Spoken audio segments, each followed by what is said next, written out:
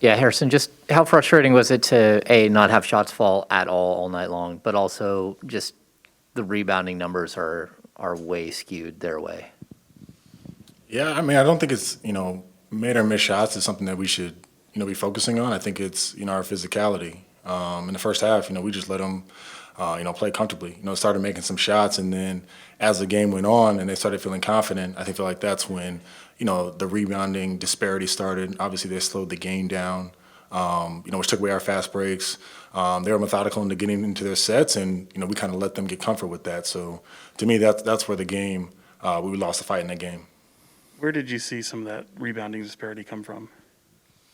I mean, obviously, their bigs were crashing, but their smalls as well. They create a lot of mismatches, and rebounding has been something that we've been talking about. Although we've been winning some games, we've been giving up a lot of offensive rebounds. So tonight was one of those games where it came back to bite us. In a game like that where, you come off a game where you're just scorching, shooting as well as you guys did, so many missed opportunities and wide open shots, is that frustrating for you guys, or does it feel like, you kind of take some solace out of that because it kind of balances itself out a little bit? I mean, last game, was an anomaly. I mean, it's a reason that it was a franchise record for threes. I mean, it doesn't happen too often. So, we just have to, have the poise and know that, we're not going to come out and shoot 50% from three and drop in 22 threes on a nightly basis. Most nights, more or less, will look more like tonight. So how do we figure out ways to go and get wins? How do we get ways, when we get to the bonus with 5 minutes, 6 minutes, 7 minutes and a quarter, those are opportunities where, we need to start, finding contact. We need to start looking at the rim, as opposed to, shooting jump shots. Harrison, last year, if you guys would have shot less than 37% from the floor and got dominated on the glass like that, you would have been blown out. But do you see the sign of growth that it was a three-point game, you had a shot to tie it at the end, even though things went poorly most of the night? Well, I mean, I think we found our compete there in the second half. But at that point, we already kind of let people get into rhythm. At the beginning of a game, I think that's really where you have to make your mark. And for most of this season, I think we've done a good job of starting games with the right compete level, the right physicality. But tonight, especially with a team like this, where they do play, two bigs, they have bigger guards that get in there and crash and rebound, letting them kind of get a rhythm early, really hurt us. Harrison, you 10 games in. What do you like about this team? What are you encouraged about, and what are you concerned about after 10 games? That's a lot of questions. I think for us, we know that we can be a good team, and I think the difference between us being a good team and us being a non-playoff team is our consistency.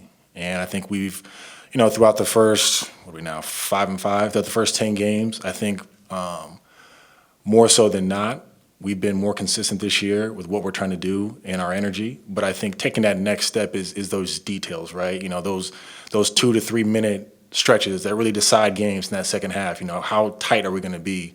And it's not coming down to, like I said, made or missed shots. It's an offensive rebound. It's a miscommunication in a pick and roll. It's an untimely turnover where they get a fast break layup. Those are the types of things where we just have to just be a little sharper, when we're playing these playoff teams, to get over that hump of being a team that's a little bit under 500 to a team that's over 500. Harrison, going back to what you had just said before about their Indiana style of play, of course, they got their two bigs, Turner and Sabonis, and they're not really overly big team. I mean, a lot of 6'6", 6'7" players, but the defense, how can you describe how they were playing the defense on you guys? Because Fox and Halliburton, they only got like 3 assists apiece, but it was their defense that really worked out for them. But what were they doing on the floor to disrupt what you guys? I mean, look, I play for Coach Carlisle. I mean, they're gonna be solid in their stuff. They're gonna make you work. But the thing that we have to get to as a group is when we're playing good teams, especially with shot blocking bigs and just longer wings, we have to get the ball moving side to side.